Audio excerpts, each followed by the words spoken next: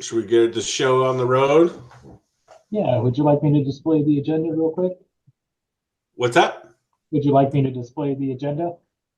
Sure. All right, everybody. Good evening. Thank you all for coming. I apologize, my camera's not cooperating. But that might be best for everyone. But I'd like to call to order the budget committee meeting for Wednesday, May 22nd, 2024. All right. Item 1.1, let's adopt the agenda for tonight. Can I get a motion to approve the agenda? So moved. Motion to approve. Second. All right. All those in favor say aye. Aye. Aye. Aye. Thank you, everyone.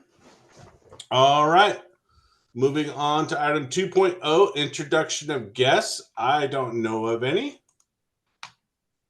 All right. So we'll go on with that. Item 3.0, approval of the minutes from the last meeting, the budget committee meeting from April 24th, 2024. Can I get a motion to approve? Move to approve as presented. Second. All Good right. job. Motion by Director Shields and a second by Myrna. All those in favor say aye. Aye. Aye. Aye. Aye. Thank you, everyone. Aye. All right. We're cruising on through. We'll move on to item 4.0, reports. First order of business is item 4.1, the budget process review. And with that, I'll hand it off to Paul.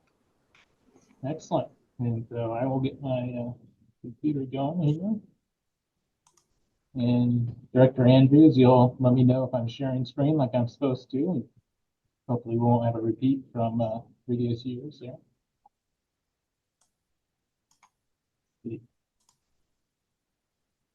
All right. Great to be with you all again this evening for our second meeting. This evening, we'll have an overview of the budget process. I'll present some adjustments and corrections from the proposed budget to the final draft budget that you'll all be considering approving this evening. And then it will be opportunity for the budget committee to consider taking action. So including providing comments, hearing testimony from the public, considering a motion to approve the budget, deliberating, and then ultimately voting. So going through the process that kind of got us here to this evening, budgeting in Centennial is very much a participatory process.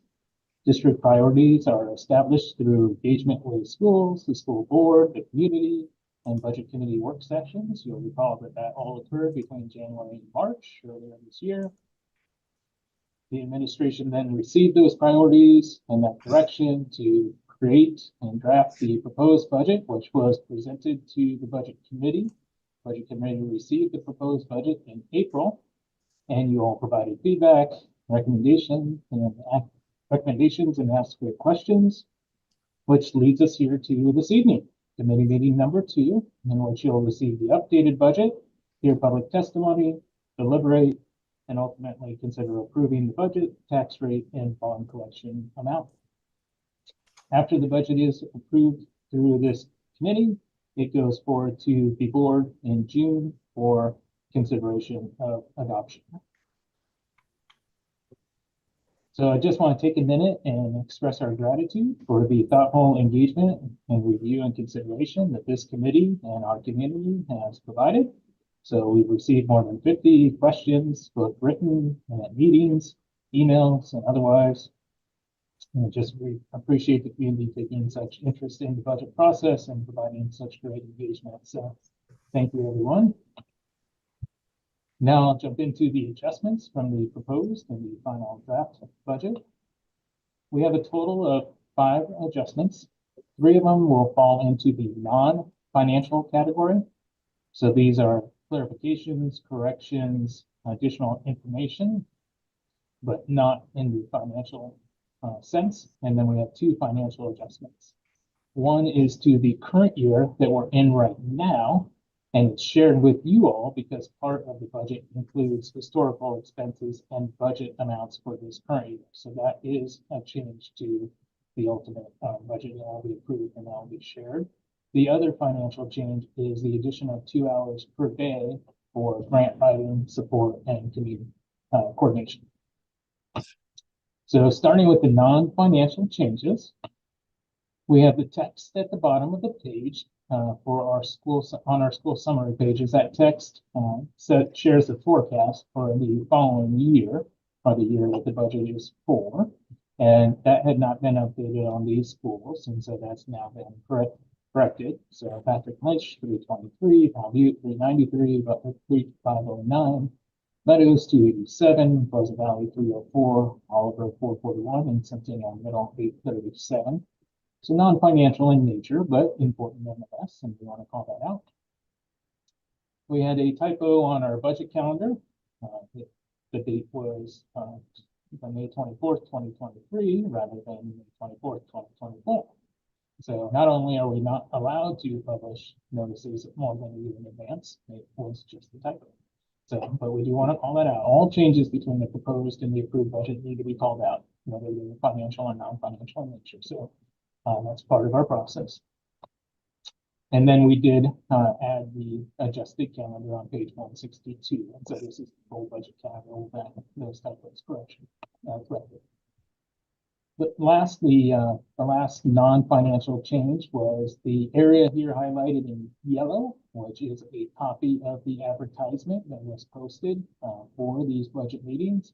Should have been included on the affidavit of publication, and it was not in the proposed. So we've added it, and it is now in the so again, it was public notice. It just didn't show up on our printed copy, so we had to, which leads us to the financial changes. Again, we have two, one for next year and one for the current year. The one for next year, as previously stated, was recognizing that school funding in Oregon is inadequate and that we have the need to supplement funding with more grants and additional funding sources, competitive in nature or others that are not simply given to school districts. We want to add 2 hours per day to have a person dedicated to additional grant writing, coordination, and support. This shows up in function 2633 on page 51. And it's highlighted with the yellow arrows. Hopefully folks can see.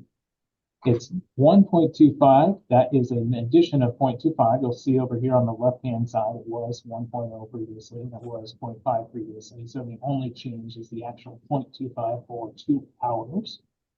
Just for transparency, the 1.0 FTE that was pre-existing is the information specialist or district office receptionist position, and the 0.5 is half of the chief communications officer salary that is in this function. So again, only addition is 2 hours per day. That shows up in support services ultimately. And that again, that's a function 2633. Total cost, including benefits and salary all together. So this is PERS, payroll cost, salary, and in addition to healthcare, things like that, it was $24,330. And that was offset by a reduction in our ending fund balance. So it went from $15,444,100 to $15,419,770. Our second financial change, as I said, was to the 2023-2024 current budget year. The board approved a supplemental budget in the last board meeting, recognizing that the winter storm damage to our buildings by the January freeze caused nearly $1 million worth of covered insurance, covered losses. And so that was not expected and not known at the time of budgeting, obviously. And so we had to go back to the board and request a supplemental budget approval. So the first step is recognizing that the insurance recovery would go from $50,000 to $1,050,000. And then the second step is recognizing that our repairs, but for covered insurance losses would go from an expected $80,000 to $1,080,000. So financial in nature, but in regards to last year. Or currently, excuse me. So just wanted to be transparent and sharing that it was a financial change, and it would show up in the budget as such. That concludes the financial and the non-financial changes between the proposed budget and the approved budget.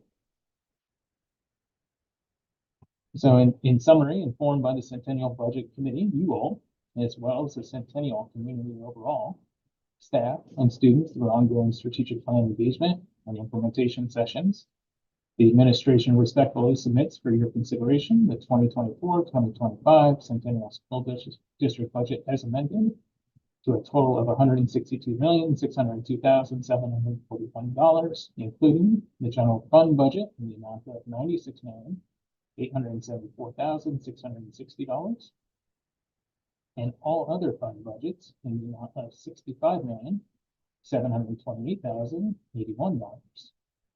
We further propose for your approval the proposed general fund permanent tax rate of $4.7448 per thousand assessed value, and the proposed tax levy for the bonded general obligation debt of $4,076,474. I welcome questions or comments from the committee. All right. Thank you, Paul. Thank you, Paul. And one thing before we get on to questions I wanted to say was about the grant writer. And we talked about the grant writing position. And the discussion that came around it is that it is an intriguing opportunity to possibly have a grant writer. But as a board, we need to do some more investigation into how much it would cost, what the impacts would be, there's a lot of questions that it raised in having it. But at the same time, we didn't want to shut it down by any means. We wanted to research it. So it's going to be on a future agenda for the school board this next year. But we did put it in the budget as a 0.25. Correct me if I'm wrong, Paul, 0.25. So that if the board does see the benefit of it and it will pay, the position will pay for itself, we can act fast and actually put that position, we can hire for that position in the next year. It's already in the budget. We've allocated monies for it, but we didn't feel it was responsible to allocate the full potential wage when we don't even know what that wage may be. So we gave ourselves some flexibility by putting that 0.25 in there, but also we need to have more of a discussion. The school board needs to have a discussion about what this person needs to do, how much it would be for the return on investment, and the potential, who it could be. There's just more information that we all need to gather before we move along with a full FTE with that position. Yeah. So I wanted to give that summary. And with that, we'll do questions. I will go through as I see all of you in my Zoom, because I can see you, but you cannot see me. We will start off with Director Andrews. Did you have any questions? I don't have any questions, Jess. Thank you. Thank you. Next up is Director Shields. I don't have any questions, but I do appreciate you in going through the ideas related to the grant writer. Your words intriguing is exactly my thoughts about this, and I appreciate the thought that it's going to be in the budget and preparing us for moving forward, but giving us some time to really figure out what's the best course of action in terms of hiring in the future. Thank you. Michael Newman. I don't have any questions. This covered everything that we talked about last month, so I'm good. All right. Thank you. Karen Wolfgang. No questions at this time. Thank you. Thank you. Director Lynn. No questions right now. Thank you. Thank you. Director Stanley. No questions. Thank you. Thank you. And cruising through. Rod Betcher. I, as usual, have questions. So I'll just start with my first question. On page 8 of VIII back there, the purchase services are up $1 million. That's 12%. And it seems that it wouldn't be just due inflation or even the altered inflation that we've had recently. And I know it's a compilation over all of the parts of the budget. So I didn't know what was going on with that. Yeah, excellent question. So largely, our largest amount of purchase services are outplacements for students that experience disabilities and needs that are beyond Centennial's ability or competency to provide. And so that is where the majority of the increase of that comes from in the general fund. We have more students and with more greater acuity of need and requiring additional services. And I know that we have Director Wright on this evening. She might be able to share any specific details about the needs of our students and the costs associated with those needs. Yes, thanks, Director Southerton. A few pieces to consider is that over the course of the last couple of years, our biggest partner has negotiated wages with their staff members that have increased costs. And then additionally, when there's fewer students participating in some of the outplacements, costs are going up for those as well. So those are two pieces that are contributing to specifically at our placements at the MESD with increases in prices. And over the course of the last couple of years, we have reduced the number of students. And while we're reducing the number of students, costs are going up. So we are continuing to look at options of how to increase services in district so that we can reduce the amount of outplacements that we have and that we're paying for. Great. And then I would say substitute cost is a big increase as well in purchase services, as we kind of discussed at budget meeting 1. We've exceeded the amount of substitutes that we currently budgeted for this year. And so increased purchase services will be additional, recognizing the additional anticipated costs of substitutes for next year. If I may continue that question, is that where we're going to find mental health, the new focus on mental health going to be showing more and more because of the ability to diagnose kids with some mental health issues that have heretofore not been recognized, or they will come in with new requirements from the state. Do you foresee anything like that coming up, and that purchase services going up again for the next couple of years? Director Wright can better speak to the needs of students coming in.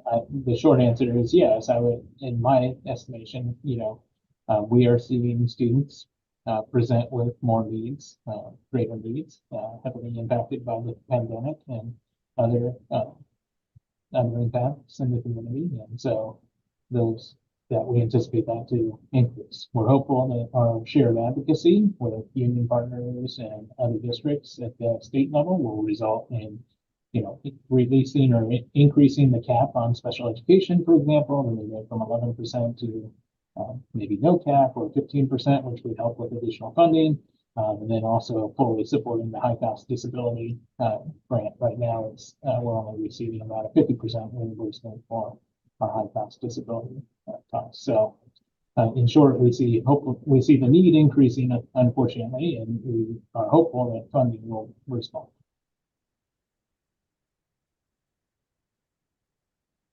And is Denise anything further? I think Paul summed up those pieces specifically and examples that I can share, just within the last few months, we've had probably 5 to 6 students who have moved into our district from out of the Portland metro area because they aged out of living in group homes that were serving youth under 18. And so once they hit 18, they need to move into an adult home.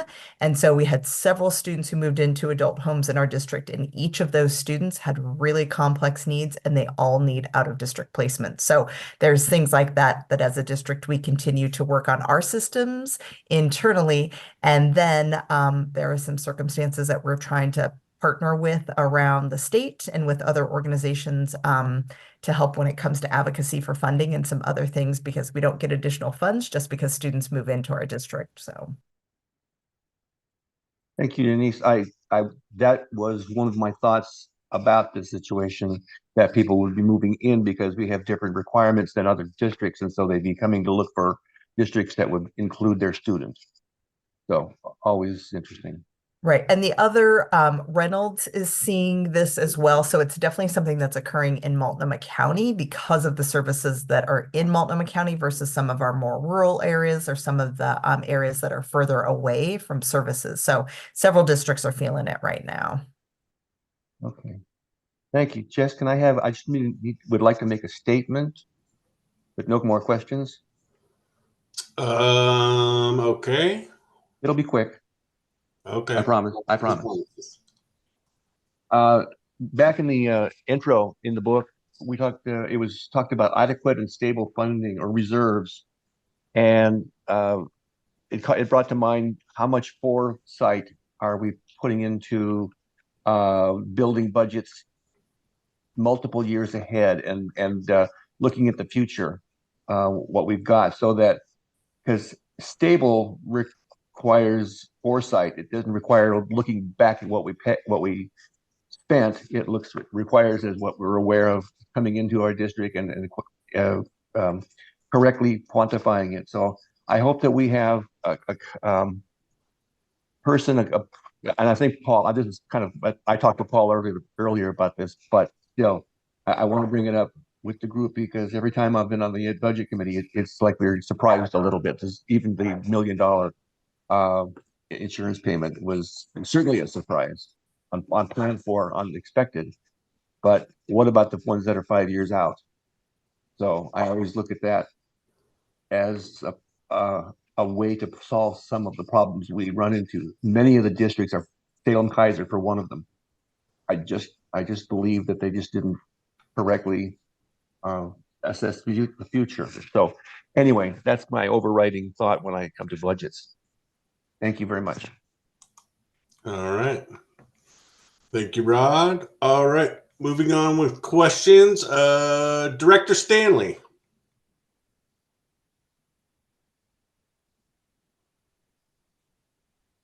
Any questions for tonight? Hi, Melissa. Hi, no, I don't. All right. All right. Myrna Jetson. No questions, but the one comment is that none of us have a crystal ball. None of us knew that a storm was going to happen. And I think that our district has done a great job of asking questions about what might happen in the future, but a crystal ball does not exist. I've looked. Well said. Thanks, Myrna. Moving on. Amber, did you have any questions for this evening? No questions at this time. Thank you. All right. And I do not have any questions either. Did I get everyone? I think I got everyone. All right. All right. With that, we will move on to item 4.4, public testimony. So let's open the floor for the general public to come in and ask any questions about the budget. Any questions or comments or anything from the public? Feel free to raise your hand.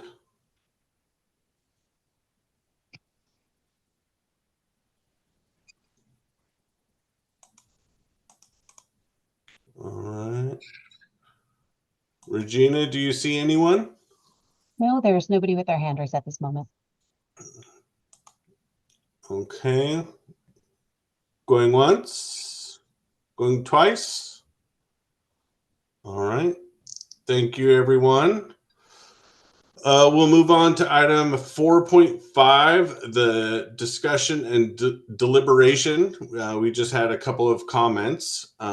Before we move on into that phase, I wanted to say thank you to all of you, budget committee members, for all the engagement, the great questions, the great, just all the questions and insight, and I love that you guys were all engaged and asked away, and that was great. And thank you to Paul in the business office for answering all of them and investigating all of them thoughtfully, and there were no dumb questions, as they say. So I want to appreciate all of you for your engagement. All right, so item 4.5, does anyone have any points of discussion or deliberation, anything they want to bring up and talk about? Feel free to raise your hands. All right, seeing none and hearing none. All right, so we will now move on to 5.0, old business. Motion to approve. We're going to look for a motion for the approval of the proposed 2024-2025 budget, tax rate, and levy. And so we need someone to read the statement on the screen. I'll do it. Great. Thank you. I move for the approval of the 2024-2025 Centennial School District budget as amended of $162,602,741, including the general fund budget in the amount of $96,874,660 and all other fund budgets in the amount of $65,728,081. The general fund permanent tax rate of 4.7448 per $1,000 of assessed value, and a tax levy of $4,076,474 for bonded general obligation debt. Thank you. Can I have a second? I'll second that. All right. All right. All those in favor say aye. Aye. Aye. Aye. All those opposed? All right. We have it, folks. The motion is approved. We have a budget. So the committee has approved the 2024-2025 budget, general tax fund rate, and tax levy for the bond. Great job, everyone. Whee! Thank you, thank you, thank you. Thank you for all of you and for everyone that put this together. If Paul, do you have anything else for us? I just want to express my gratitude for all of you. The thoughtful engagement year after year, it just continues to build and grow. The questions that you ask, showing up to the meetings, asking questions, the emails, the back and forth, the participation at the work sessions and expressing the priorities, always centering Centennial students and our community, and your questions and your comments and your support and your thinking. Deep gratitude for you all. And then also for the business office team. So Betty, Tina, Regina, Margaret, Calvin, who's on leave right now, Jasmine, we've got an amazing, wonderful team that works really hard behind the scenes to do all this and put this all together. So just a lot of gratitude for you all and the team. So thank you all very much. All right. Thank you, Paul. And if there's nothing else, I move to adjourn the meeting of the Budget Committee at 6:32 p.m. Thank you, everyone. Have a wonderful evening. Second. Third. Thank you. Be well, everybody. Good work, everybody. Board members, stay on. I'm gonna fiddle with my thing and rejoin. Well, I will leave then. That's all you're going to do.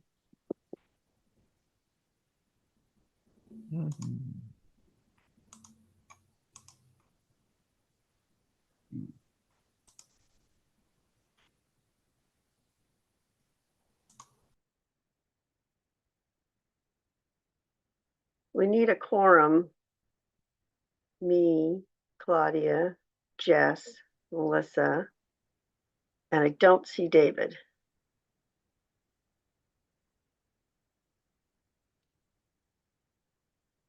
Let me text him. We anticipated the meeting going longer. And just so you know, the only reason I'm talking is that Rose is still caring for her son. And so she asked me if I could step in, which I'm here to do. I don't know. There's so little on the work session that I believe we can move forward with the work session unless there's an objection to doing so. Melissa, you're here. Who else do I need to keep us? Jess said he'd come back, right? So it's David that I should check in with to see if he's willing to come back in. If I can find him on my list.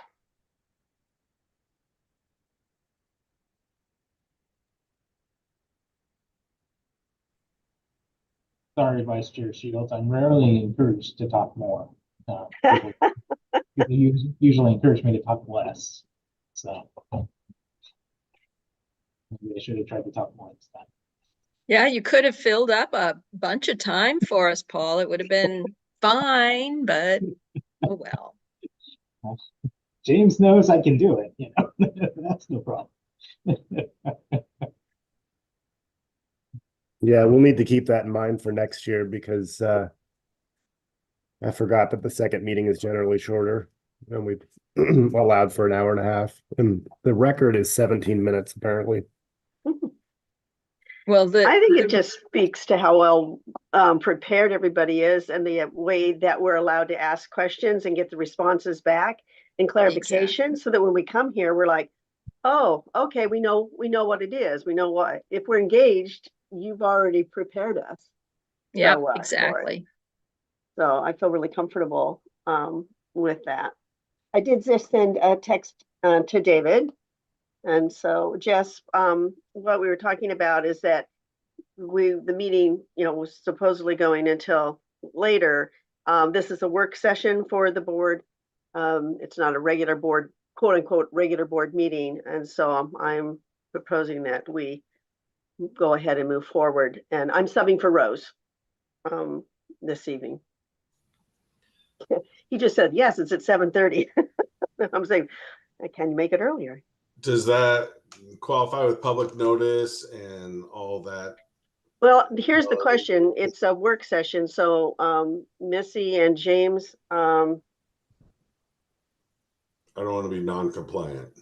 Right. Love to get going. I don't want to be non-compliant doing it. Yeah. I don't. Missy, do you have any guidance from your background on a work session? And I'm hanging this on a work session rather than a regular board meeting. If it were a regular board meeting, I would feel much more inclined to wait till 7:30. But as a work session, and really all we have in the work session are policies. That's why I'm like going, hey, let's move forward. But I'll put Missy and James on the spot. Yay.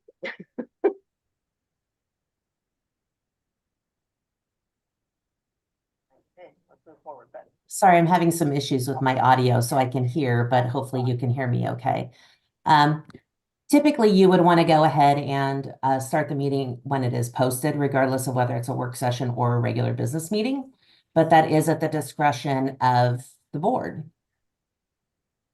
So could we have a motion to begin the board meeting early? And have that as part of the record that we collectively decided to do that? Do we have to be in some kind of a call, in order to vote? Do we have to be in some kind of a meeting or an official? I mean, this is unofficial right now because the budget committee meeting is over. Yeah. I mean, we can, if you guys want to come back in an hour, we can do that too. But it, to me, Not is really, sort of a but- waste of time for the types of items that we have on the work session. But I want to defer to the discussion with the board members who are present. And David Rose is attending to Family Matters. So that's the only reason I'm talking.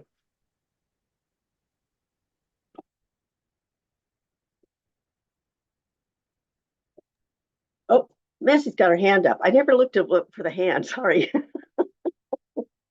Go ahead, Miss.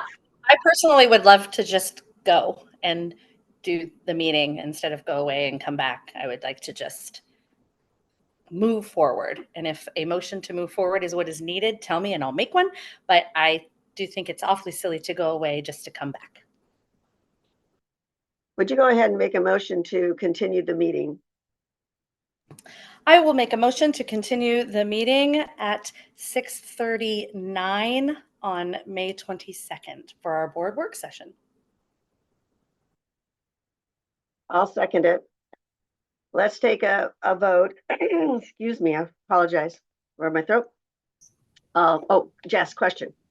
No, I'm Oh, eyeing. vote. All those in favor of starting the meeting early, the work session of the board early this one evening, indicate by saying aye and raising your hand to the screen. Aye. Aye. Aye. Thank you so much. I appreciate that. We didn't anticipate that we were so good at getting through the budget, and Director Southerton was so good at doing that for us. So I'm going to bring your attention to board book and the agenda that has been printed for our work session for May 22nd. And I'm going to ask for a motion to approve the agenda as presented. So moved. Seconded. Okay, I have a motion and a second to approve the agenda as presented. All those in favor indicate by saying aye. Aye. Aye. Aye. Thank you so much. The agenda has been approved. We have the minutes for May 8th. Do I have a motion to approve those minutes? Motion to approve the minutes from May 8th, 2024. Thank you. Second. Claudia seconds. Jess made the motion. All those in favor indicate by saying aye, maybe raising your hand if you're on mute. Aye. Aye. Thank you so much. The minutes have been approved. We don't do public forum during a work session. So we are on to reports. That would be Superintendent Owens. All right, we're already here. Great. So I'm going to go ahead and share screen.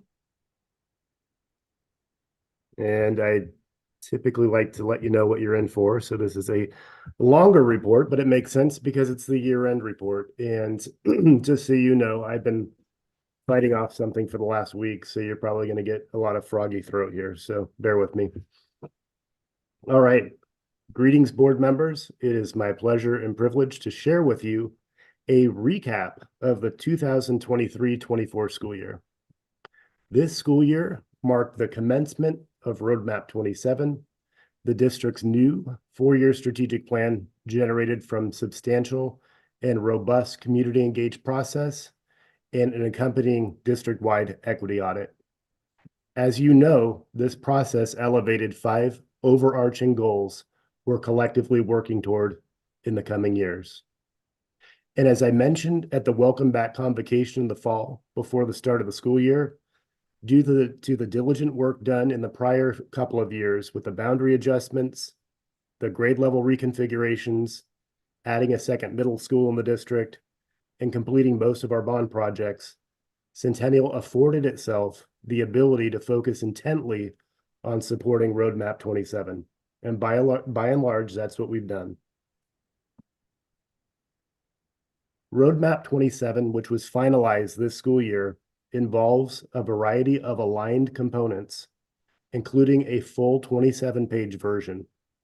Like the title suggests, this document provides the Centennial School District community with a roadmap to success for every Centennial student.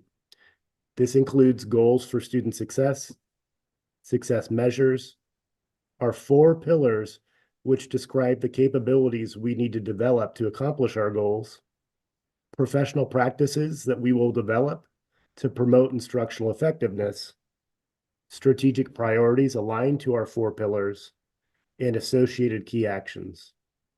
With this district-wide alignment and a shared understanding of common goals, we can empower the achievement of our vision for all of our students to be future ready. To accompany the full plan, we developed a 4-page summary version, which is what you see on the left, and a 1-page graphic to summarize our plan. The 1-page visual is displayed here the 1-page visual is displayed in each school so our Centennial community can gain familiarity with the structure of our plan.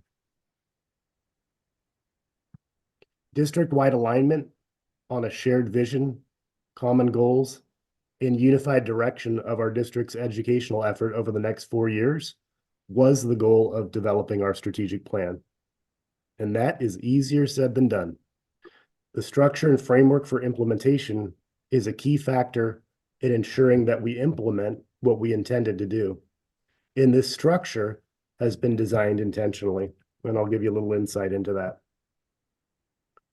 This has included the adherence to our roadmap for disciplined implementation calendar, as well as the establishment of year 1 priorities. I'm not expecting you to read all the detail on the slides. It's just to give you a general orientation.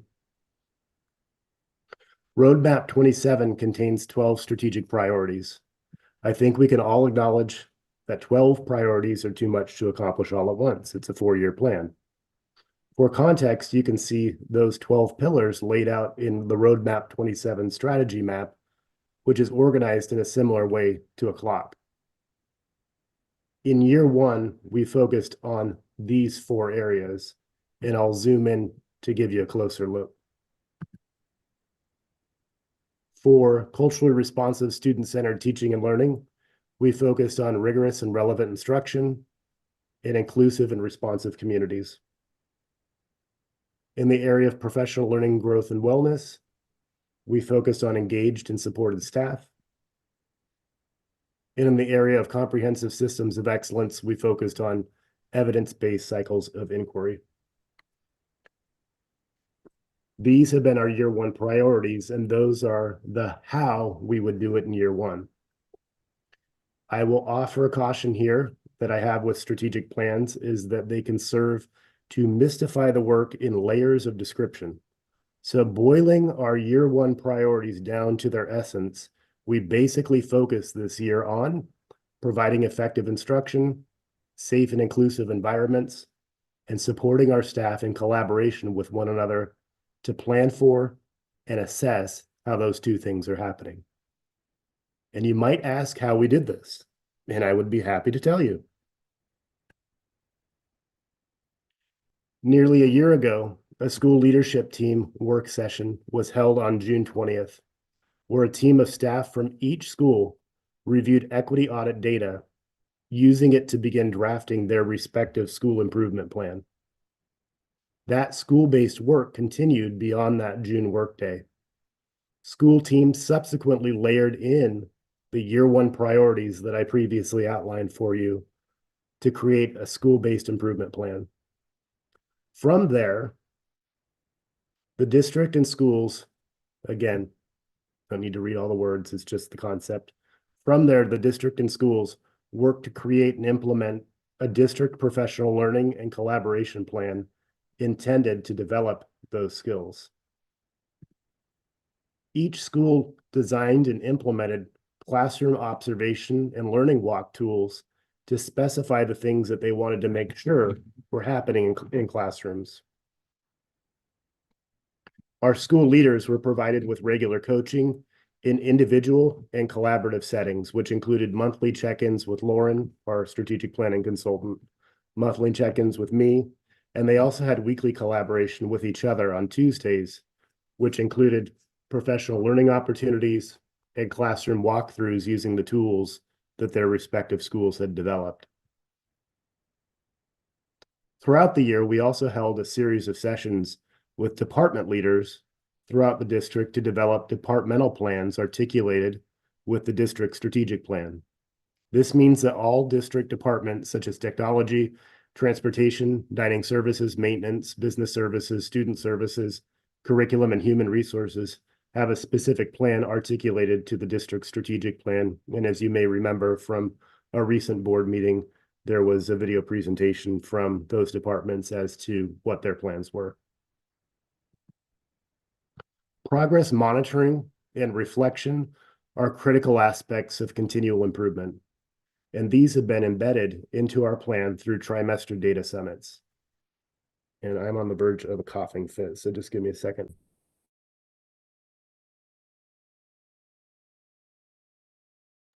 I'm back. These routines have been conducted each trimester with school leadership teams to monitor the impact of our learning and adjust and improve instructional practices and systems at the school and at the district level. We have also worked to engage both the broader community and the board in the process. One of those elements has been through annual surveys for staff, students, and families provided in multiple languages. We continue to use the results from all surveys to inform our actions in establishing high-quality learning experiences, instruction, and services to our students and community. Another has been through the reestablishment of school reports to the school board, which have been intended to inform the board of the work and the focus of Centennial schools in alignment with the district's strategic priorities. And those have featured school goals, strategies, and practices employed to achieve those goals, as well as celebrations and challenges that the schools have experienced along the way. Equity is at the core of what we do in Centennial and has been this way for some time. The racial and cultural diversity in Oregon and in Centennial has increased dramatically over the last decade or so, adding great richness to our classrooms and communities, and also posing new opportunities for our schools as they attempt to meet the needs of an increasingly culturally, racially, and linguistically diverse student population. To that end, starting this year, we committed to engaging our entire district workforce in equity training as part of Roadmap 27. To do this, we have been utilizing tools provided by Engaging Equity, which is a collaboration between West Ed and the Oregon Department of Education. It's worth noting that Centennial is the only district in the state that is engaging all of its staff in equity-related professional development this way. To help support this effort, and well in advance of the September 2025 statewide requirement to do so, we reinstituted the District Equity Leadership Team, which has supported the development of professional learning offerings, reviewing and providing input into specific district policy and practices, and providing supporting input to improvement plans regarding instructional equity. This committee has been composed of representatives from each school, including community partners, as well as board liaison vice chair, Pam Shields. We intend to include students and caregivers on the committee in the coming year. Switching gears, this year marked the successful completion of the planned $72.5 million, including Oregon School Capital Improvement Matching, or awesome matching funds for capital bond projects, which included below the line projects and other projects identified by the Facilities Plan Update Committee in fall of 2022. And it's kind of an interesting update because we just had the election last night. And so it's fresh in my mind how important that day was just a few years ago. And those projects this year included Tier 2 roofing at CHS, exterior lighting improvements district-wide, HVAC boiler replacement at Butler Creek, intercom replacement at Centennial High School, and restroom additions at Centennial High School. Despite challenges with record inflation, supply chain disruptions, and workforce shortages, Centennial was able to keep all bond promises, complete projects within the overall budget provided, and finish projects in just 3 years of actual construction time. Simultaneously, Centennial completed the $3 million seismic improvement project at Pleasant Valley. The $4 million high school athletic complex improvements, which included an all-weather turf field, seismic and safety improvements to the stadium, parking and sidewalk improvements, upgrades to the public restrooms and team rooms, bus parking relocation, and track resurfacing. It's important to note, with the exception of the track resurfacing, these projects did not use bond dollars and instead were completed through the board reserve fund dedicated to one-time expenses, such as facility improvements. Centennial also completed $1 million for the CHS cafeteria renovation and $3.5 million in ESSER-funded remediation and ventilation improvement projects. This included flooring and ceilings at Park Lane, Powell Butte, and Patrick Lynch Elementaries. We also had some additional flooring at other schools. Ventilation work includes mechanical cooling in classrooms that typically support summer learning in these same at these same schools, as well as including Meadows. Phase 2 this summer will include new operable windows in south-facing spaces at Park Lane, Powell Butte, Patrick Lynch, and Centennial Middle Schools, and it may be obvious why it would be south-facing, but that's where the sun is most of the time. And this isn't to mention the approximately $1 million of storm damage to Pleasant Valley, Centennial Middle School, and the current CTC facility. What you see in this image here on the screen is the new flooring that was put in at Pleasant Valley, because I don't know that the board has seen what that's looked like since that work has been completed. This work and the investment made by our community will support Centennial students for decades to come. Ribbon cutting ceremonies were held to commemorate the completion of the Centennial High School Stadium complex and the elementary gyms. And in March, a special 2020 bond summary edition of the report to the community was published and mailed to all district residences, containing a link to the 2020 bond pages on the district website, where readers could learn more about the projects that were completed with the voter-approved funds. And we're not done. As you'll remember, a key finding in the equity audit was the physical condition of our facilities and how those conditions were a deterrent to making students and staff feel appreciated and valued. This school year kicks off the inaugural year of the Classroom Improvement Fund. You'll recall the board and budget committee approved the creation of this fund to support the maintenance of all classrooms and complete updating and improvement of 4 or 5 learning spaces where our students spend most of the time each day. Hang on just a second, sorry.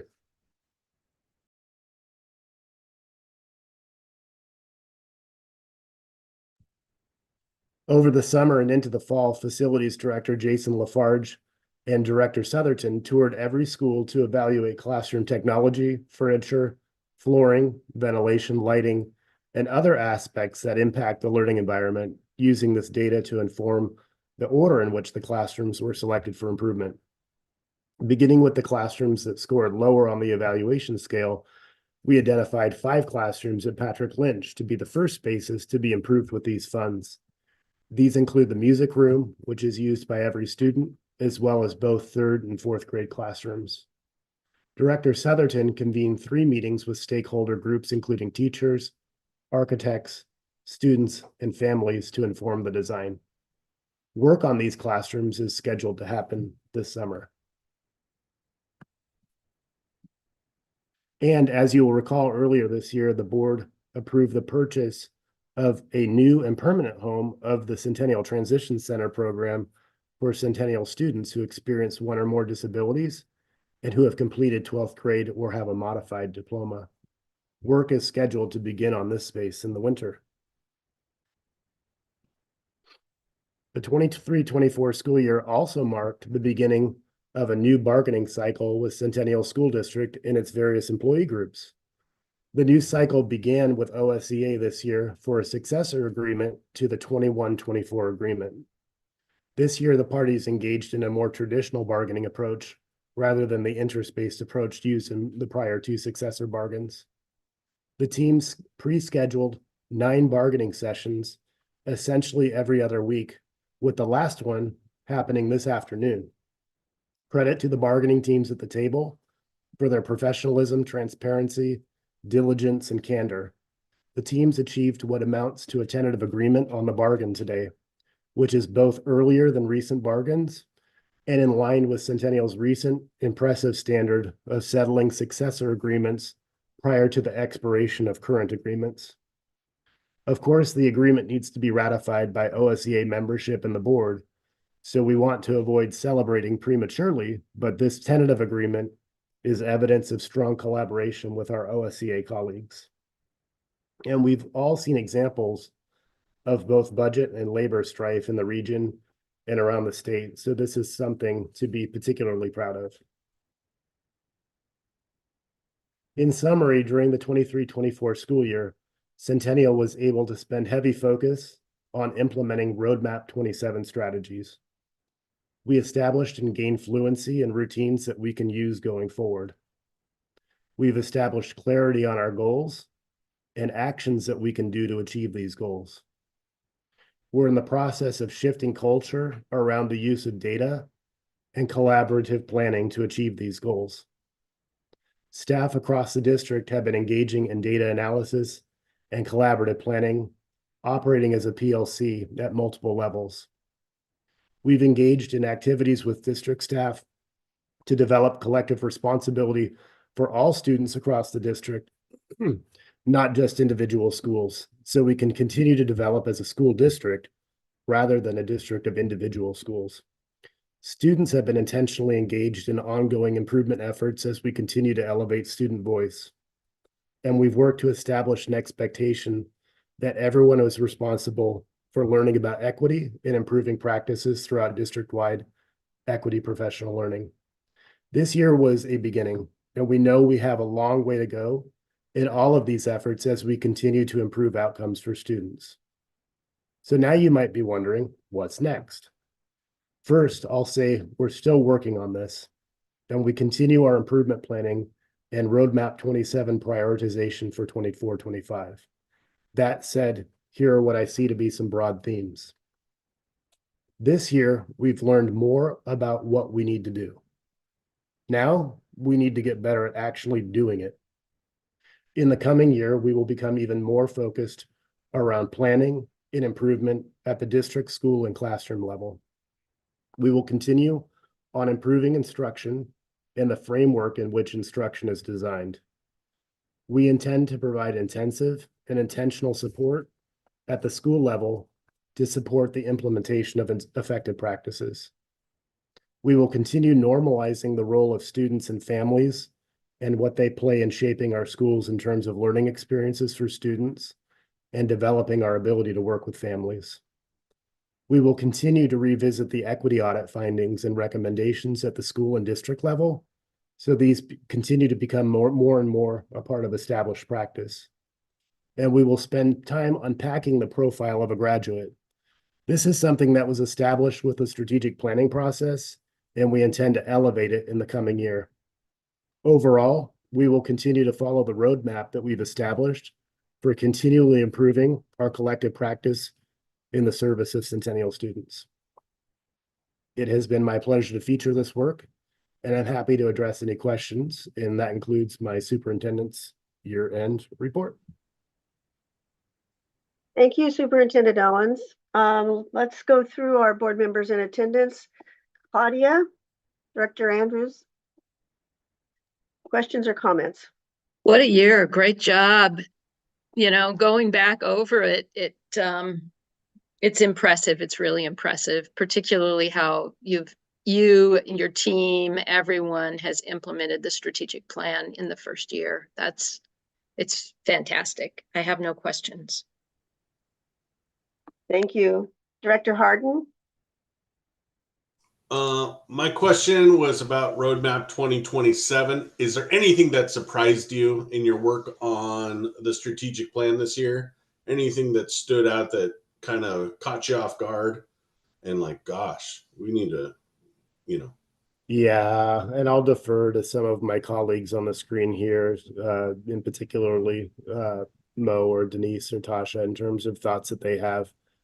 I would say that just my initial thought as the answer to your question is that I feel like with the process that we developed, there was a collective interest and hunger to engage in the processes. So I believe that there was just automatically some collective ownership and buy-in in terms of what we were trying to accomplish. I think organizationally, structuring ourselves to support that is an ongoing leadership challenge. How do we as district office work with our school leaders? How do our school leaders work with their staff? And how do we kind of negotiate how all of that works? And so part of what I said in the report is we became more familiar with what we need to do. Now we need to actually do it. And so I liken that sometimes to, the dog that circles a few times before it lays down. You kind of need to get the lay of the land before you can actually dig in. Director Callahan, Director Wright, Dr. Katsuda, any thoughts? Sure, I'll start us off. I think there's a lot of diligence across the system to really begin to implement the strategic plan. And I think once we got into it as a leadership team, we realized that it was significantly bigger than us, and that was with being focused. And so, focusing on a strategy, what really ended up being revealing in terms of bigger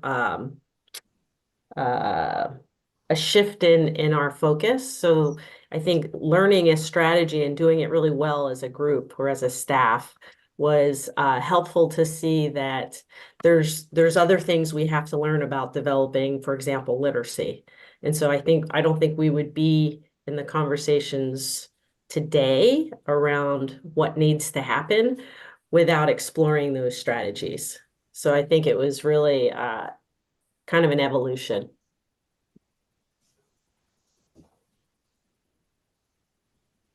Thank you. I would also say Go ahead. this year in observing the staff as they've engaged, I have been, it's great to acknowledge that the staff has really dug in. So for the equity training, I would say the principals across the board have said their staff are not only interested, but they're digging in and having hard conversations of what it takes to develop an equity muscle. Those conversations aren't easy, and many of them have to jump straight into teaching right after that. And they're doing it. They're doing it, and it hasn't necessarily doing the right thing and doing the effective work isn't easy, right? And they're acknowledging that. I'll also say that the principals have worked really hard. I've heard repeatedly, and actually Marin's here, he can speak to this as well, like their efforts to engage students in the process, elevate student voice, have students be more present in the process of learning and inform the process of learning, particularly at the secondary level. I know Marin's done a lot of work with that, so I invite him to share about that. But just the overall acknowledgement about what it will take to significantly change our practices, and what that means to do that together, because this work is not something an individual can do. This is a collective, right? So I've appreciated the staff embracing that. I know the high school's done some pretty big lifting, and so in addition to Denise, I wanted to make sure that Marin had a chance to share some of his the accomplishments and some of the things they've learned at the high school. Yeah, as you know, that we engage in several different student groups. One is the principal advisory, one is our leadership group, as well as several different club groups and affinities groups and spaces, including different interviewing process just to give input into the different parts of this plan and then the other plans that we're moving forward. And so one of the things, and I've shared this in a previous board meeting as well, we're very proud with our student input and continue to try to raise student voices in everything that we do. And what's really cool is as we see students taking greater pride and greater input, they're taking greater ownership, and then we're reaping the benefits from everything. One perfect example of this is right now we have students that have worked on 3 different projects.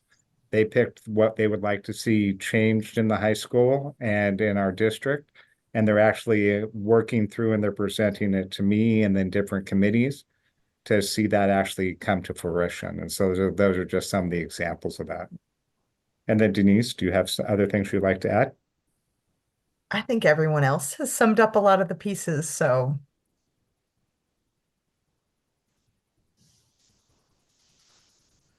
Great, thank you.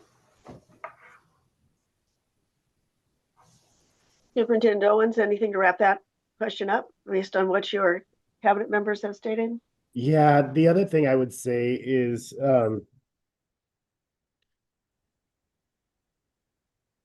I think in metaphors and frameworks. So one of the frameworks that I use is the concept of defined autonomy. So there's a sandbox, but where's the definition? Where's the parameters around that sandbox? The sandbox or the parameters are what framework there is. In this case, it's the strategic plan. In this case, it's district direction, how we're aligning and going forward as a district. And then within that, where does the autonomy and innovation take place? And I think negotiating that piece is always an interesting element. What I would say is that within that, as you look in the sandbox, so to speak, one thing I noticed this year, and I think this dovetails a little bit into what Director Callahan was saying, is that it seemed as if some schools or our organization as a whole was maybe focusing on very specific strategies for instructional improvement without necessarily regarding the entire framework for what instruction looks like. So an example would be a very specific focus on structured student talk. You saw that often come up in school reports. That's a very specific strategy that can be used well, or it can be used, not so well if it's not structured within an overall effective instructional framework. So I can have kids turn and talk, but what are they turning and talking about? What is the lesson design? What is the task that the students are asked to be working on? So there's a lot of elements in instruction, and I think that at points we got a little bit too focused on specific strategies without backing out and saying, what is an effective instructional design look like? So as we pivot to next year, that's something that we're going to continue to focus on, is broadening out and saying, what does effective instruction look like on the whole? What does a 50-minute class period look like? What are the components that class period should include?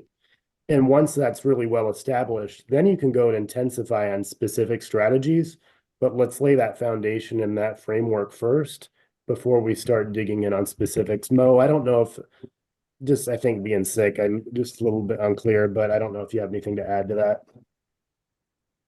No, I think you actually clarified what I was trying to say. So thank you. Yeah. So that's what I would add, Vice Chair Shields. Thank you. David, Director Lynn. No questions at this time. Thank you.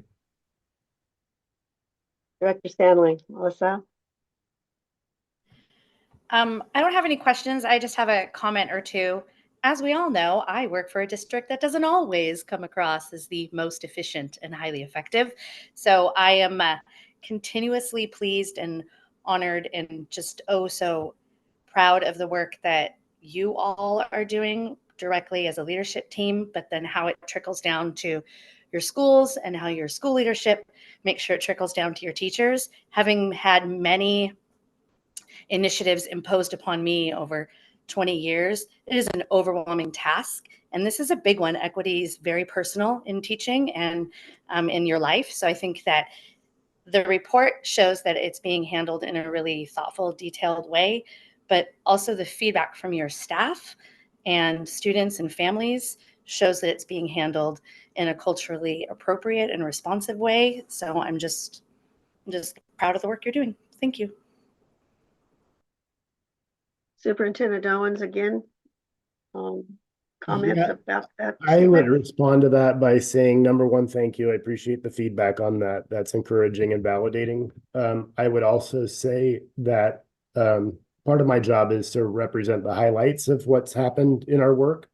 And if you look at kind of the sausage making behind the scenes, as people say, or, you know, you ask individual staff or however you want to put that, you're probably going to hear different opinions about how things are going. And every organization has its warts. So what I don't want people to get the impression, you know, whether it's the board or people who are viewing, is that, you know, I'm putting a complete shine on the work that we're doing, and not acknowledging that it's tough and there's missteps. And I think it's important also, as we are a learning organization, to be able to know that you can make missteps in trying and you can try again. And that's important in the process as well. So I just wanted to acknowledge those pieces and appreciate the comment from Director Stanley.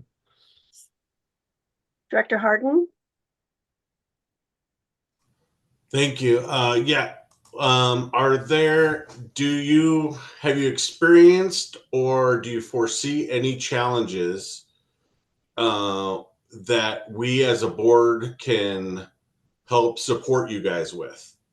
Any challenges, any way that we as a board can support the continued work that either you've experienced this year or you foresee coming up in year 2 of the plan?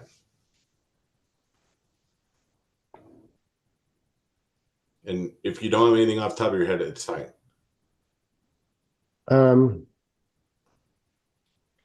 I would say this, that it's always interesting when you're in a public forum, how to frame your thinking so that you're not leaving a record that somebody can go back and check and get offended by. So I'm trying to kind of balance that piece. What I would say to that is that change is hard, that the status quo becomes established, and that working through that is tough work.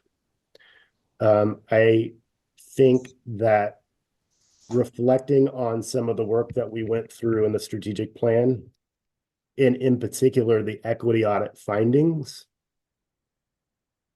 those findings that were in the equity audit represent practices that are very different from how we do things in Centennial. We've only scratched the surface on how that looks and how that gets enacted in practice. I think when you enact organizational change, how you do that is important. And ultimately, when people are asked to do things differently, that can show up in ways that may represent or appear to be resisting. And so to answer your question, it would be as that change is taking place, you know, asking us as an administration to explain why that's happening, and also recognizing that some of what is being experienced is organizational change necessary to improve outcomes for students. I don't know if that concept in the way that I explained it is clear, but I'll leave it there. Thank you. So, Director Shields, I had a question about fatigue. There's been so many things that we're asking ourselves to do. How is the staff handling that from the cabinet through everybody who is working with our students. And I'm not talking about the fact that we're in the end of May and middle, we're all like at the end of the year a little fatigued. That's kind of the norm. But are people being able to hang in there and continue to keep these initiatives in kind of the forefront of their thought process as they prepare themselves even for the next year? So, and Superintendent Owens, for sure that's a question for you, but it's also a question for your staff as well. Yeah, and I'd actually like Principal Miller to weigh in on that if he wouldn't mind being put on the spot. You know, and one other thing I'd like to say is it's always a balancing act. And Director Shields, you're quite right. I mean, this is the end of the year, but there's so much to celebrate.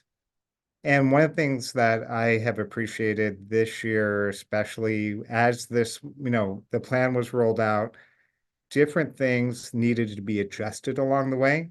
And there was active adjustment, feedback from the staff, feedback from the students, adjustments were made as the plans continuing to roll forward using the data. As you know, we did 3 different data days where we looked at the data and said, hey, how's the plan going? What's the adjustments that need to be made? And not that everything's perfect, as Superintendent Owen said, but along the way, there was continual adjustments and people's voices were heard. And so that goes a long ways to showing, where we need to go and making those adjustments to meet the staff and student needs, and especially using data to drive those adjustments. And that's what I have seen at the building level. One thing that Dr. Coakley said when he was here, when we had Destination 23, especially in year 1, and people were chomping to make sure that we were attending to A, B, and C or X, Y, and Z, was, hey, it's a 4-year plan. We're not going to be able to do it all in year 1. So even as I reflected on assembling this report and I got to the community engagement components, and maybe you probably even noticed, those were a little weak in terms of how that was reflected. I showed you surveys and I showed you reports to the board. I didn't show you a lot of things that we were doing, like community forums like we did last year and so forth. And part of that was intentional because we decided to really hone in and focus on environments and instruction in the schools. So our focus was in the schools on those aspects. And the community engagement was intended to be done at the school level versus the district level. And so that would be an example of the fact that, there's 12 strategies, and under those 12 strategies, there's a bunch of associated actions. We just can't do all that. So the comfortability and just the ability to say, this is what we're attending to, this is what we're saying yes to.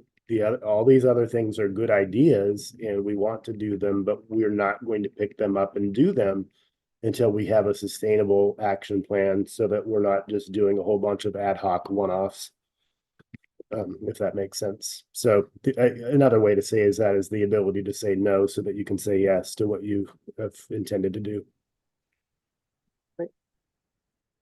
Other comments? Board directors, anything else that's come up that you come to mind that you'd like to cover at this time? Okay, well, thank you, Superintendent Owens, for your year-end report. I mean, kind of amazing when you have an opportunity to look at all that's been accomplished, and yet to look forward to all of the things that are coming our way. And Director Harden, I really appreciated your comment about the support for us as a board, and what can we do to either help or even lighten the load on a given occasion. I'm looking at the clock and I'm looking at the agenda. What we've been doing is doing reports. We did start the meeting a little early so that we could get through that, but we were in a budget meeting prior to this. So I'd like for us to have an opportunity to take a break and then come back into session. So my clock says 7:22 is coming back in 8 minutes at 7:30 to start the business of our meeting. Okay with everyone? Does that work? Board members and others? Okay, great. So let's get back here at 7:30 and we will do the business section of our meeting. Thank you.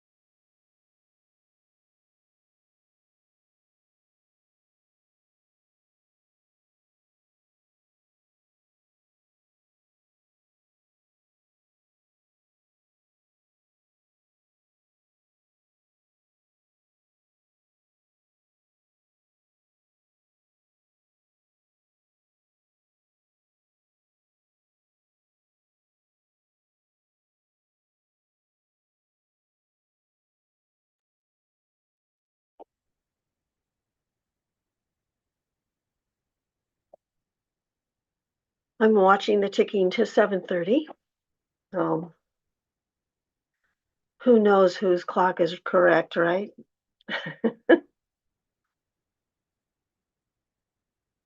I think it looks like we've got most people back, if not all.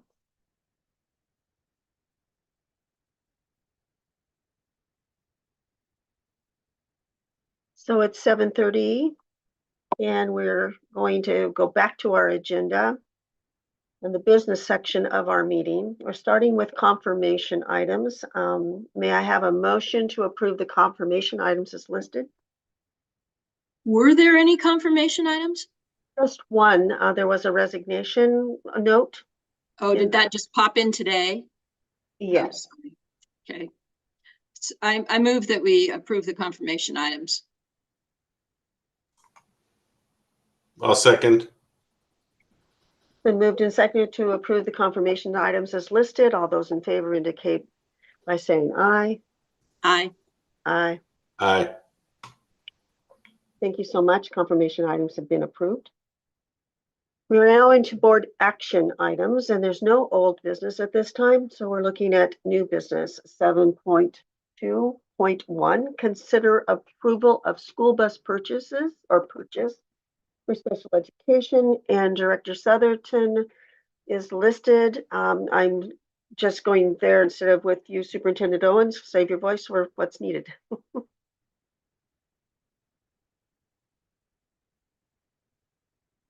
I can't hear you, Director Southerton, but that might be my problem.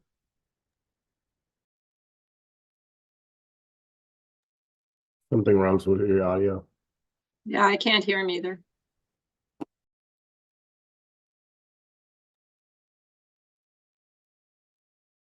How about now? Perfect. Literally didn't change anything from the previous meeting, but and we've been on the same Zoom, but that's all right. It's working now. So great to be with you and share more good news. So we just received a grant award from DEQ of $55,730, equal to approximately 25% of the cost to purchase 2 new special education school buses. The total cost is approximately $225,000. The Oregon Department of Education will reimburse 70% of the cost of the new buses over the next 10 years as part of the statewide Pupil Transportation Equipment Program, leaving just 5% remaining that the district would pay over that same 10 years through the District Transportation Equipment Fund. The district has completed the review of available buses, pupil transportation needs, and statewide competitive procurement contracts, and is ready to proceed with ordering these new buses. It is recommended that the Board of Directors of the Centennial School District approves the purchase of 2 new school buses to support special education for a total price not to exceed $225,000, and grant the superintendent, director of business and operations, and their designees the authority necessary to sign documents needed to complete the purchase and financing of the buses. I welcome any questions you may have. Board members, if you do have any questions, just kind of wave at me, or otherwise I'll entertain a motion to approve.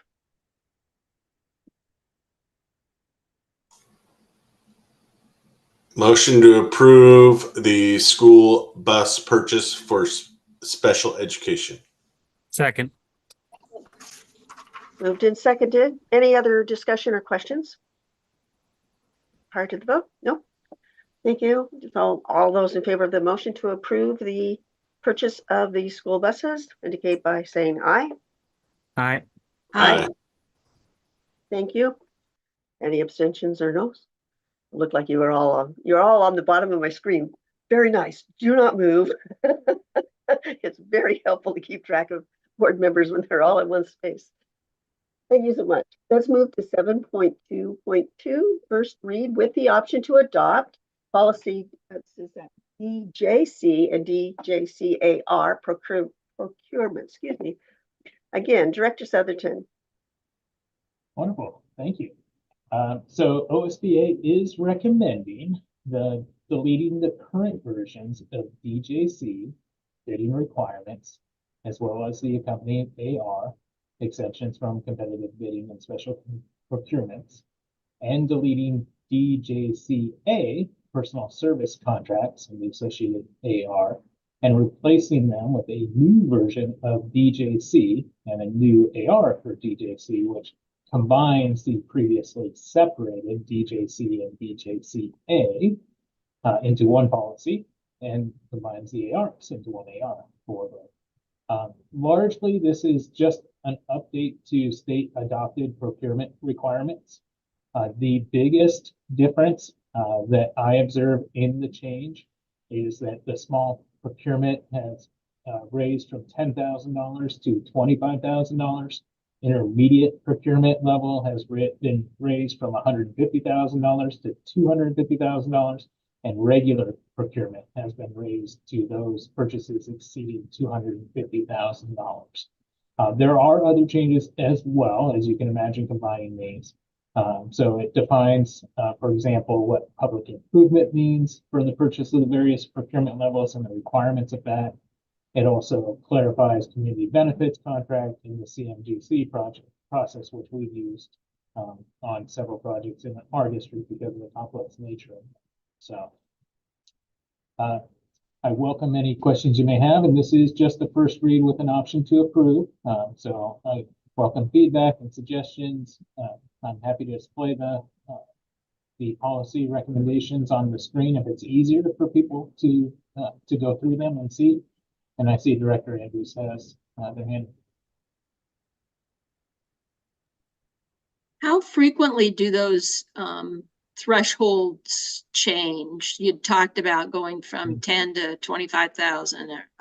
Yeah. How frequently do those change? Because it seems like a mighty leap, even given inflation, but maybe if the levels haven't changed in 5 years, that's appropriate. Yeah, I would need to do some research on that. They've been at least at this level, to my knowledge, for the last, I think at least 10 years from my previous work experience. 11 years. 11 years, okay, thank you, Director. Since we've adopted, so it's a good long time. And so this is just, in my estimation, what I've heard, and it's been discussed amongst business managers and others around the region, is this is just an update to the fact that we all are experiencing that the same things cost more money now. And so it can be arduous going through, a formal invitation to bid or a formal RFP for things that you used to just be able to get formal written quotes on. And so it's just more reflective of, we're buying the same things or we're contracting the same services. They just cost, unfortunately, more now. So is that helpful at all, Director Andrews? Yeah, that's exactly what I needed to know. That's very helpful. Thank you. Any other questions from Director Stanley, Lynn, or Hardin? I did have one additional question. Since we haven't looked at this since 2013, my question would be, we usually don't mess with the policy much, but our experience has been that we do look at the AR to see if it is, compliant with our processes or any kind of footnote needed to be noted for Centennial. Did you have any such concerns as reading the proposed AR, looking at those differences, that we should postpone and approve and approving of these as written? Like, do you need more time, or are you comfortable with moving forward if the board is comfortable with moving forward to approve? That's an excellent question. I'm very comfortable with moving forward. There's not a lot of material changes in the policies, and we've been acutely familiar with these policies as we've gone through bond procurement and contracting. We've had to use the emergency procurement a couple of times. You'll recall with the storm damage most recently, but it was also with COVID upon my early arrival several years ago. And we've also used the CMGC process on Centennial Middle School and Oliverville Middle School, for example, and the small works contract that we're under contract currently. So if we didn't have such a high degree of familiarity and uses with these projects, I would probably have more pause, or if there were more substantial changes in the process, then certainly I would have more pause.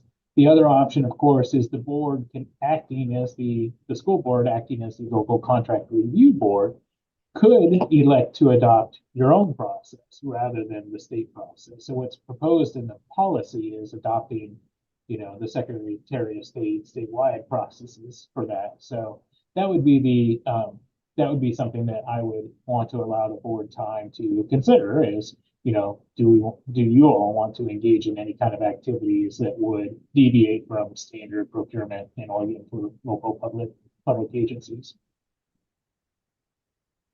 Thank you.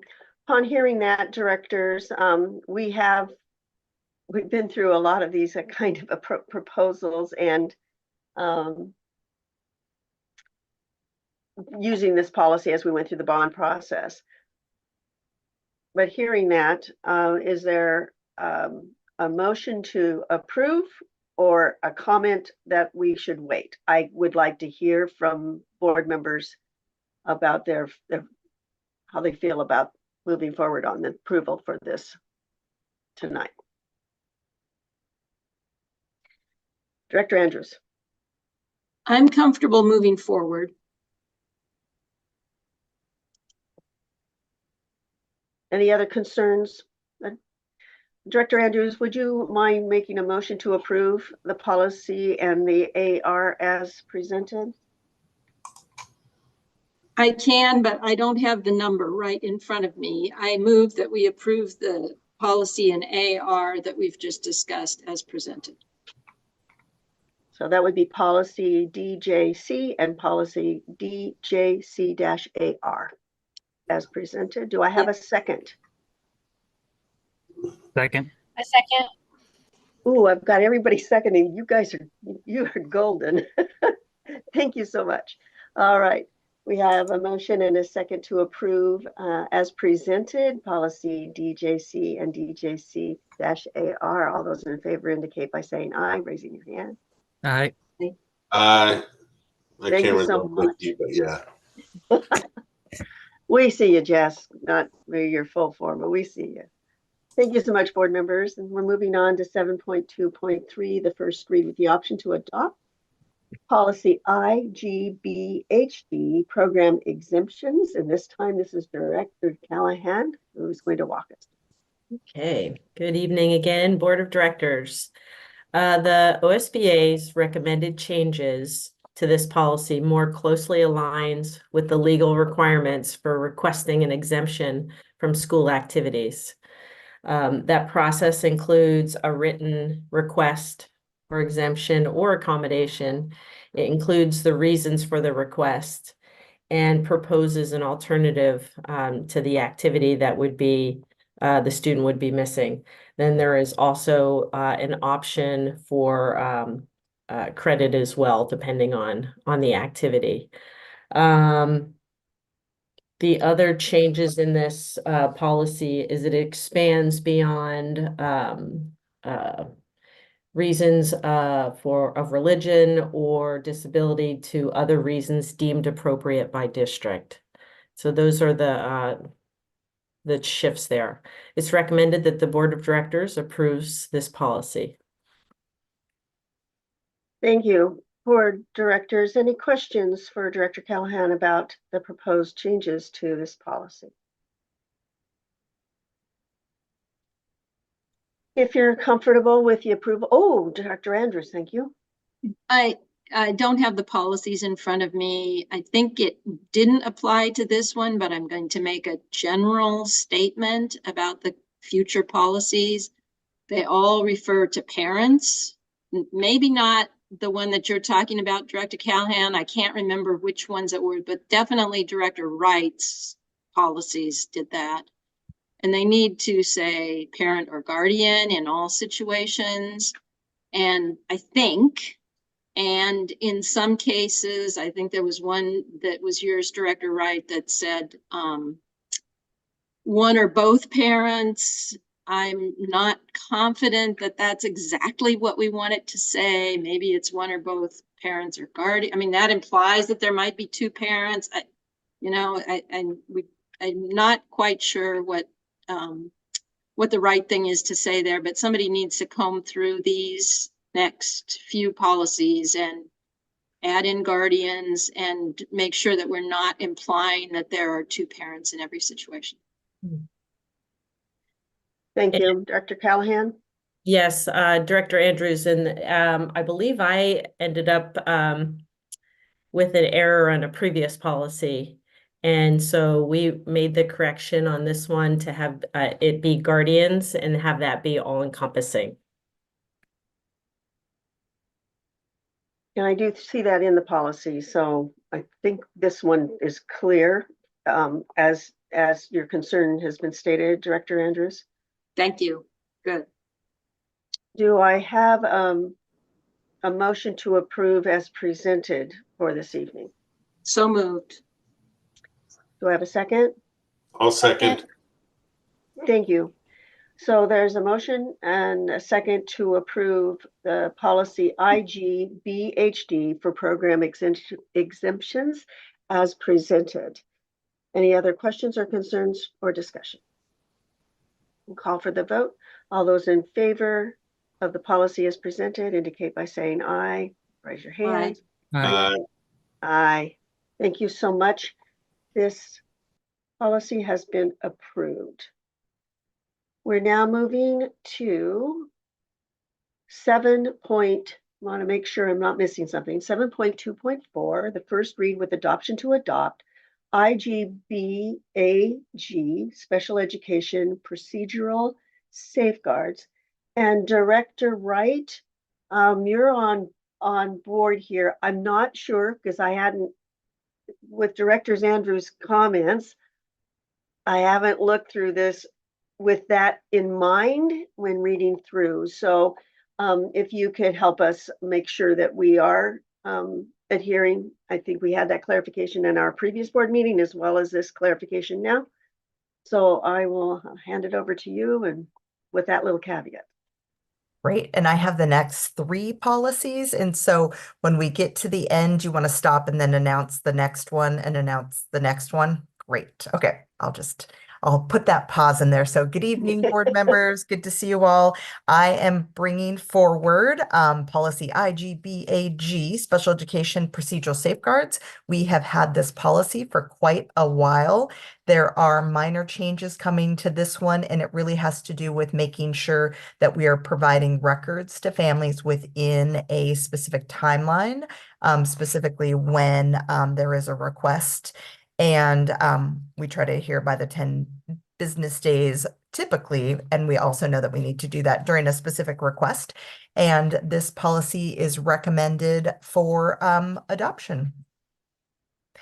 And I will put the caveat that Director Andrews sharing if we can do parent/guardian on these, because there are specific OARs that define who a parent is. And in the parent section of this, like when we look at number 3, there was that comment that it says the district takes steps to ensure that one or both parents of a child with a disability are present. We have legal requirements that we have to have a parent or a guardian participating.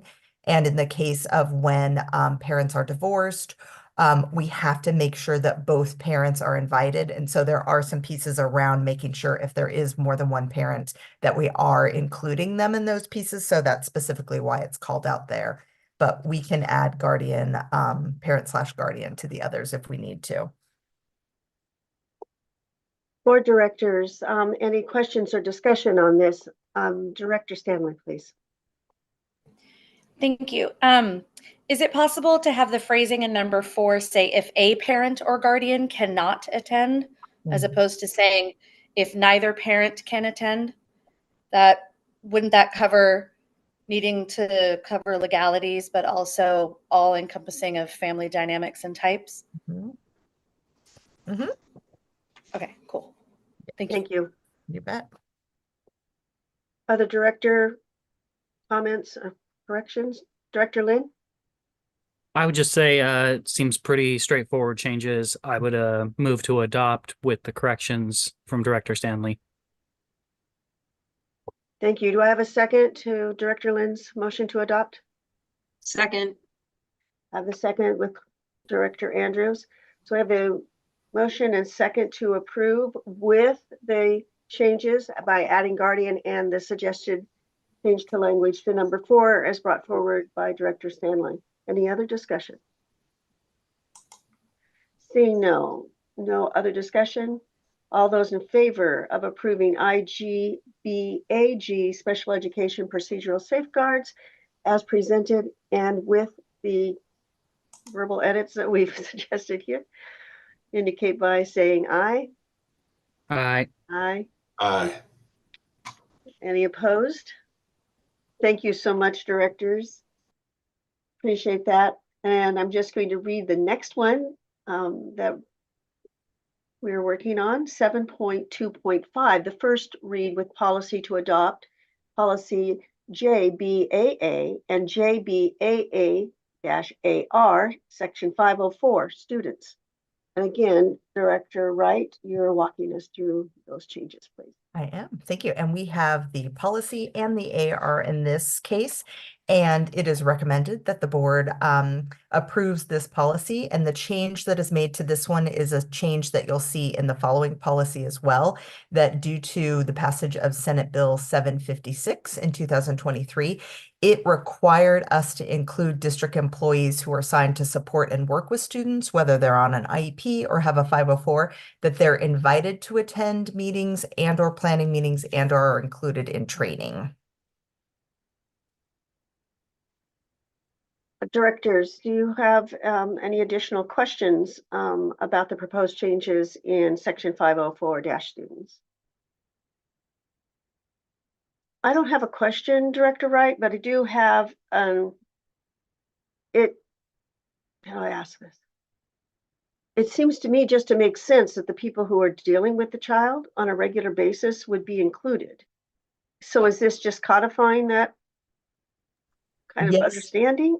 Yes, and the Senate bill really expands it to include educational assistants who, because of either time of day or some other reasons, have not always been included in every single planning meeting or every single IEP for students, that that has been a change. So for us, we're planning around what additional training would be needed for staff to attend, specifically when we think about IEP meetings and or 504 meetings. We have done everything in the past that we can to ensure that they're a part of trainings and potentially planning meetings that are outside of IEP meetings. So it is increasing those expectations. Director Hardin.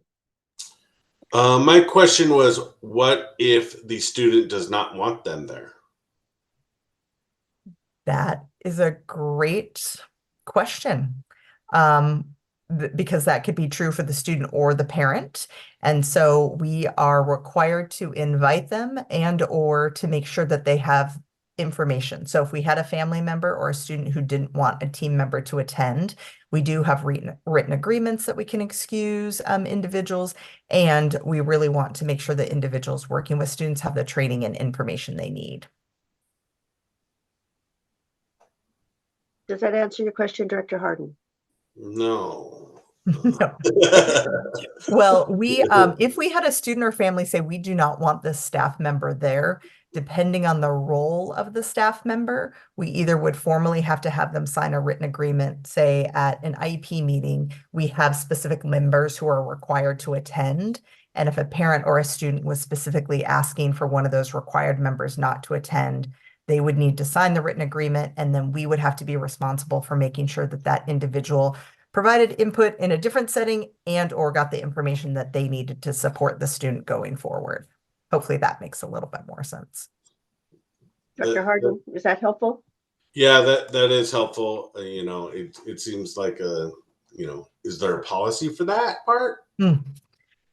I would say in our special education program one, there are some specifications around who's a required member and when we have to use a written agreement to excuse required members.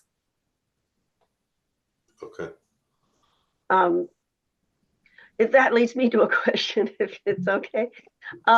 Again, going back to the fact that we have a policy and policies are general in nature, but we have an AR, which helps us clarify our, procedures, and that we do and have personalized those procedures. Is this an area, and Director Harden, I'm looping you in on the same question. Is that an area that we would want to be more explicit about? Not having read the AR for that kind of explicit language for what happens if in this situation.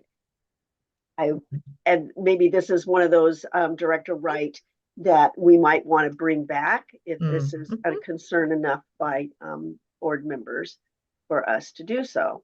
Right. I'm just putting it out there because Director Harden, I think that was a really good question and catch. Yep. Yes, because the same language is used both in this policy around the employees assigned and for the special education policy. And I'm happy to follow up with some additional information if the board is needing that. Director Lynn and then Director Stanley.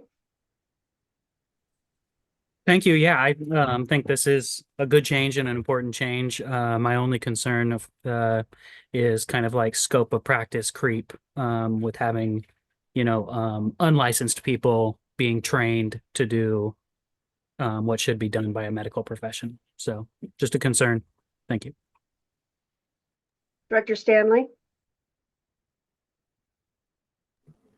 I'm not exactly sure how to frame what I want to say. I just would like to caution going down a rabbit hole of if a kid doesn't want you there, who's working with students, who's doing what. I could tick off a kid and they're going to say, I don't want you at my meeting. But as their classroom teacher, I'm required by law to, one, make sure their IEP is being followed or their 504 is being followed. So I need to be in the room. So do the assistants that are working with them. So do the case managers, and kids can get angry at the adults working with them. So I know there are fail-safes in the special education policies that require notifications to families of who's coming to the meeting notices, all those things go out. So children and families are notified who's attending and why they're attending. And so I would just caution that you can also look at this different with different ages too. So having a blanket policy is tricky in a pre-K through 12 setting, but there are fail-safes in the special education policies that protect the rights of children as well. And as for the medical piece, I'm wondering if we need something where it says trained to meet specific needs appropriate in a school setting, or something that would meet sort of the wonderings and questions that the board might have. So I hope that was clear. Yeah, thank you. Hearing those questions, Director Wright, how comfortable are you with even us entertaining the motion, or do you think this is something that we should maybe think about a little bit more, ask you to come back with clarifications specific to the AR, or do you believe that in our either current practices based on the AR that we have currently, we are covered for the concerns as they have been brought forward by Director Harden and comments by Director Stanley and Director Lynn as well about the policy creep, I think was the words that Director Lynn, you correct me if I've made a mistake with that. Yes, you bet. And Director Stanley, thank you I can tell as a classroom teacher, you've had lots of experiences of this and you really spoke eloquently to the pieces that are in place. We have required members, we have processes that we have to go through, whether a member is excused or not. So I do feel comfortable with that piece. And Director Lynn, the comment that you made around creep, I appreciate your perspective in thinking about those pieces. And there are several different places that are very specific that help to keep the bumpers around creeping in when we have unlicensed staff. So when I think about specific practices that our nurses have to go through when it comes to training and delegated care. Nurses are the only ones who can train specific staff to do delegated care when it comes to diabetes or when it comes to feeding tubes. And so we can't have just a staff member who's not a trained nurse share with another staff member how to do that. So there's, licenses involved when it comes to our nursing staff, and there's very specific protocols that are in place to ensure that. I think about with our speech pathologists, if they have specific goals that they're working on, they are able to give guidance to educational assistants to reinforce those things. But the speech pathologist is the one who's designed the instruction. They're the ones who are doing the assessments, and they're the ones that are providing either the initial or the ongoing monitoring of that instruction. So I do feel like we have several things in place on that are just set up within the licensure for different professionals that helps that creep from happening. Hey, board members, with that clarification, I need to take your temperature, if you will, about moving forward with an approval this evening or having us wait until our next meeting about that. I guess what I'm going to do is just kind of maybe, and Director Harden, you'll have to be a voice from you since you're frozen. We see you, but you're frozen. Do we feel that though we have enough information and clarity to move forward with adopting of this policy this evening? Yes or sideways? How are we doing? I'm okay with moving forward with it, mostly because I would rather have it, the employee must be there, and then the follow-up from the family giving reasons why the person should not, versus the opposite, where someone who is essential to be there isn't there because of a policy. Thank you. Then, Director Lynn, you good with moving forward? Okay. Could I have a motion then to approve the JBAA and JBAA-R section 504 student policy as presented with the Director Wright, we were talking about the guardian/guardian wording if it need be added to any portion of this policy. So do I have such a motion? Motion to approve policy JBAA and JBAA-AR. Seconded.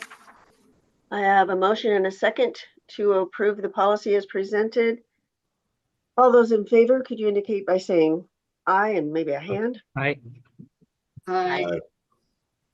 Any objections to the motion? Hearing none, that has been moved forward. Director Wright, we're at 7.2.6, first read and option to adopt policy IGBAF and IGBAF-AR, special education, individualized education program. Great.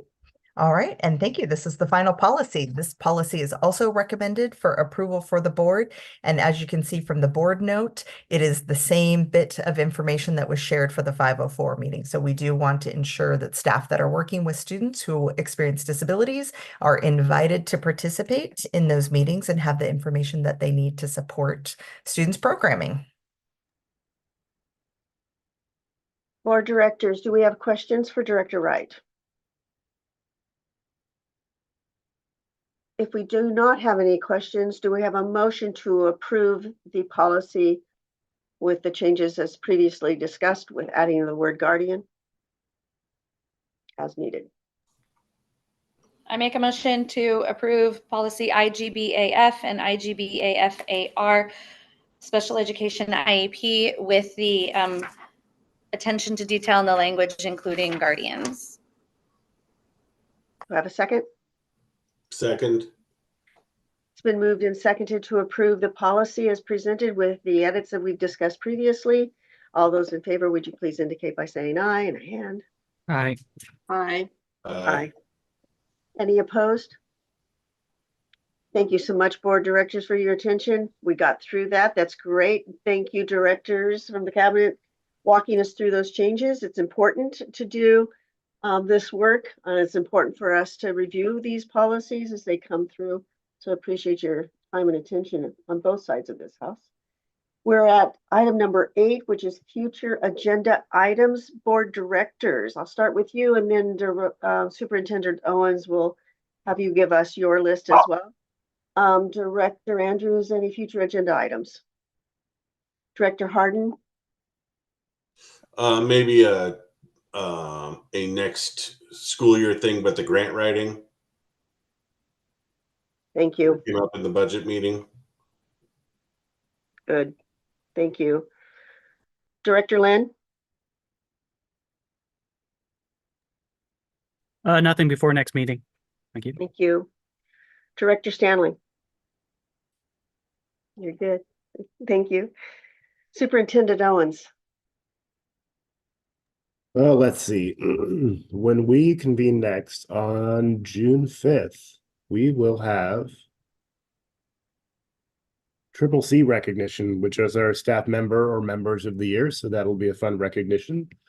We have our student representatives, one of whom will have their final report with us. And so we'll be able to recognize our student representatives for their work and hear their final report for the year. We have a Park Lane Elementary School report, so that'll be exciting to look forward to as well. I believe that Lauren will be here also to do an update, and I see a head shaking, so she will be with us to provide an updated report as it pertains to Roadmap 27. Let us see. We also have the potential ratification of the OSEA contract. We need to see how that lines up with ratification with the OSEA bargaining unit. And so that may be at the June 5th or it may be at the June 20th meeting, depending on how all of that structures out. And Denise has let us off with policies. As you know, we got a new batch, so you might see some more policies as well. Thank you. Then we're at the points of personal privilege. Anything that directors wanted to share? Director Andrews? When are we going to do the superintendent's evaluation? The superintendent evaluation has been on the agenda, frankly, with our board chair situation. Right. What we should be ready to go by our next meeting. I think that's maybe Superintendent Owens. You can maybe speak to that with our chair is leading that process. Yeah, so what I would say to that is that good question, number one. Number two, I neglected to say because it was at the top of my list and I worked my eyeballs down instead of up. That will be an executive session that the board has is the superintendent's evaluation. Tomorrow, what you shall receive is my self-evaluation on my work plan for the year, which is ready to go. It just needs to be emailed to you. And then my understanding is that executive assistant Missy Grindle will send you the evaluation survey to take tomorrow as well. And I will send in my email a timeline that spells out the tasks for the next couple of weeks. So my email will come tomorrow. It will have my self-evaluation reflection on the work plan. It will have a timeline, and that timeline will have you returning the survey. You'll have a week to respond to the prompts in the survey and then return it so that Chair Solowski can cull the data in advance of the June 5th meeting. Missy, what did I miss on that?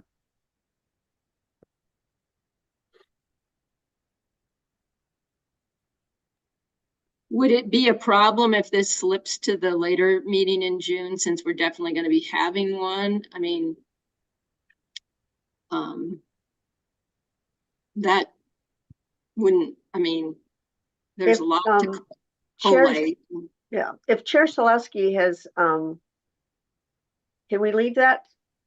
Maybe Yes. with her, in her hands, or if she would like to pass it to me to handle based on situations that are going on personally, and get back to you within the email structure that Superintendent Owens has referenced. Because if that's going to happen, we would have more than a week to respond, right, to the questionnaire. True. Which may or may not be useful for some of us. That Superintendent Owens, are we good with that? Yeah. Flexibility, potential flexibility. I'm good either way. Okay. Thank you. And thank you, Director Andrews, for bringing that forward. Any other directors with any other comments? Now, we do have an executive session planned for after this meeting. It is on a separate Zoom link. Missy, do I go ahead and read? Do you want me to read into the record the ORS references before we adjourn this meeting? Is that correct?